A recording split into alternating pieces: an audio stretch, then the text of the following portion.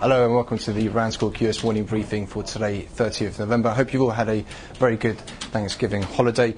In terms of US equities today, they did open around the flat line, despite worries over Dubai's debt repayments, with many now convinced that Abu Dhabi would step in to support its fellow Emirates. Furthermore, Moody's on the wires today did say that Abu Dhabi world restructuring unlikely to threaten sovereign credit ratings of the United Arab Emirates or even Abu Dhabi.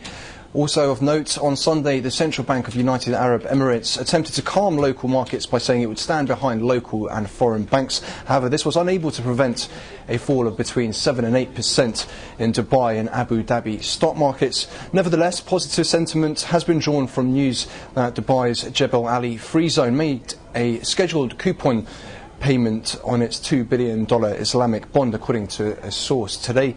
Also of note, economic calendar in the US today, it has been fairly light. However, we did see Chicago PMI coming in markedly higher, with the constituents also posting decent gains on the month. In terms of US equity specific news today for ExxonMobil, companies arguing over a supposed legally binding October agreement to buy a quarter stake in the Jubilee oil field off the coast of Ghana for around $4 billion. However, if the deal lapses in January, it could pave the way for a rival bid out of British Petroleum. Just note for the retailers, the weekend's first spending data for the day after Thanksgiving showed shoppers spent only slightly more in stores on Black Friday this year than they did last year. Preliminary sales data in the Wall Street Journal showed shoppers spent $10.66 billion on Black Friday, 0.5% more than last year, so that is somewhat encouraging. Eli Lilly, the FDA has approved Cymbalta or duloxetine HCI for the maintenance treatment of generalized anxiety disorder, or GAD, in adults.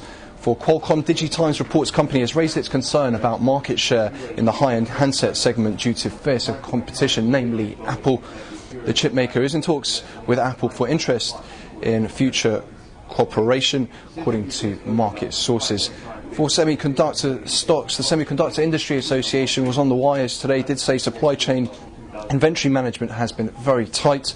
Worldwide sales of semiconductors rose to $21.7 billion in October, a 5.1% increase from September, when sales were around $20.6 billion. In terms of broker moves today, US Bancorp has been upgraded to outperform from neutral at RW Baird. Upgrade based on valuation, and target moved to $29 from $25 previously. US steel sector has been raised to attractive from neutral at Goldman Sachs. AIG price target has been cut to $12 from $20 at Bernstein. Also, for Goldman Sachs, Rothschild's Bove says company shares are cheap at this level, believes Goldman's business is strong, and that shares are still buy rated with a $200 price target.